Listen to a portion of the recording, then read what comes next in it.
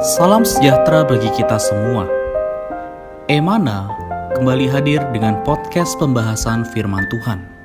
Semoga firman Tuhan yang murni mampu merawat batin kita, menguatkan roh kita, dan membangun iman kita di hadapannya. Silakan menikmati podcast Emana hari ini. Saudara-saudari yang terkasih di dalam Tuhan, syukur pada Tuhan bahwa hari ini kita masih ada kesempatan untuk bersama-sama menikmati firman Tuhan. Khususnya di dalam pembacaan Alkitab setiap hari, kita rindu saudara-saudari bahwa melalui kita menikmati firman Tuhan, kita tercebur, terbenam di dalamnya, diri Allah makin bertambah di dalam kita. Itulah sebabnya di dalam podcast Emana, kita terus mendorong saudara-saudari selain kita membedah buku-buku ministry, buku-buku rohani, kita juga mendorong saudara-saudari sekalian untuk kembali ke dalam firman, karena hanya melalui firman-lah roh kita disegarkan, jiwa kita terawat, tubuh kita juga bisa dikuatkan. Mari sebelum kita masuk ke dalam pembahasan hari ini, kita membaca ayat yang mendasari renungan kala ini, yaitu dari Wahyu pasal 9 ayat 1. Lalu malaikat yang kelima meniup sangkakalanya dan aku melihat sebuah bintang yang jatuh dari langit ke atas bumi. Dan kepadanya diberikan anak kunci lubang jurang maut. Saudara-saudari, renungan hari ini kami beri judul Jalan Terlepas dari Kesusahan. Dari ayat yang baru saja kita dengarkan, saudara-saudari, kita boleh tahu bahwa bintang di ayat ini mengacu kepada iblis, ya, Satan, yang kelak akan dicampakkan dari langit ke bumi. Iblis ini dibuang dari surga pada permulaan 3,5 tahun terakhir. Jadi kita tahu ya saudara-saudari bahwa di akhir zaman nanti, sebelum masa kerajaan milenium, akan ada masa kesusahan besar selama 3,5 tahun. Ya. Iblis ini akan dibuang dari surga ke bumi. Nah, ketika iblis dilemparkan dari surga ke bumi, saudara-saudari, kunci jurang maut akan diberikan kepadanya, sehingga ia bisa membuka jurang maut dan melepaskan belalang-belalang yang kerasukan Satan, menyiksa manusia selama 5 bulan. Jadi ini bukan neraka ya saudara-saudari, ini adalah jurang maut. Ya, jurang maut di mana roh-roh jahat, ya, iblis. Kalau kita lihat di sini ada belalang-belalang yang dirasuki Satan tersimpan selama ini.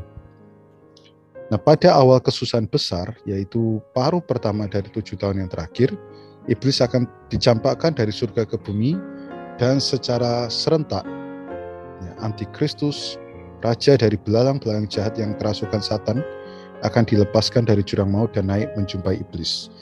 Tentu ada banyak teori, ada banyak kisah mengenai siapakah antikristus ini kelak. Ya, banyak orang ingin mencari tahu dan menduga-duga, ya, mulai berspekulasi, oh kayaknya tokoh ini, kayaknya tokoh itu. Tapi ketahuilah saudara-saudari bahwa roh antikristus ini sudah ada sejak dulu, hanya mengenai waktu saja. Roh antikristus yang sudah tersimpan di jurang maut ini akan masuk ke dalam seseorang pribadi yang akan menjadi antikristus yang dimaksud di dalam kitab Wahyu.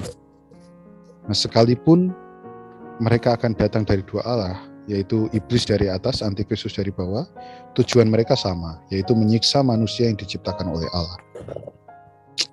Oh Tuhan Yesus, kalau kita lihat Wahyu 9 ini, kita akan tahu, saudara-saudari, betapa beratnya penderitaan saat 3,5 tahun. Ya, betapa hebat kesusahan besar itu. Tapi saudara-saudari, itu barulah celaka yang pertama, awal dari kesusahan besar. 2 celaka yang lain belum datang. Yang jadi pertanyaan dan beban dari renungan hari ini adalah, di manakah Anda berada ketika kesusahan besar itu berlangsung? Ya, di manakah kita berada saat hal itu berlangsung? Oh Tuhan Yesus, ya, sebagai umat surgawi, ya, kita tidak memiliki tanda materai yang terdapat pada sisa umat pilihan dari bangsa lain. Ya. Umat surgawi tidak seharusnya ada di sana karena Allah tidak berniat meninggalkan kita di bumi. Nah, jalan bagi kita untuk bisa terlepas dari kesusahan adalah kita perlu hidup seturut kehendak Allah. Mengapa? Karena kehendak Allah adalah mengangkat kita ke dalam kerajaan surga. Naik ke atas, terangkat. Dan syarat untuk bisa terangkat naik ke surga adalah matang. Inilah satu-satunya jalan, saudara-saudari. Mau hidup sesuai kehendak Allah supaya bisa terangkat, kita perlu matang. Semoga setiap hari kita bertumbuh, sama seperti tanaman, tumbuhan, makin bertumbuh, makin matang. Demikian pula kita, ya.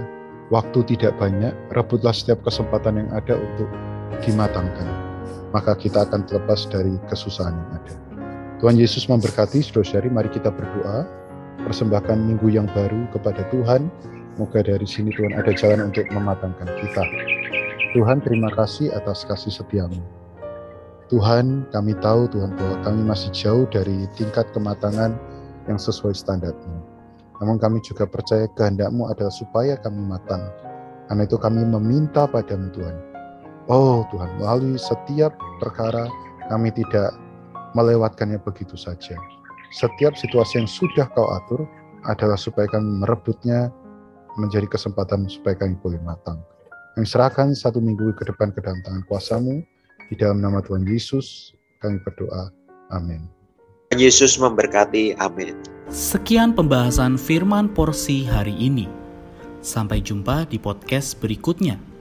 Jangan lupa untuk download aplikasi Emana pada handphone Anda untuk manfaat yang lebih banyak.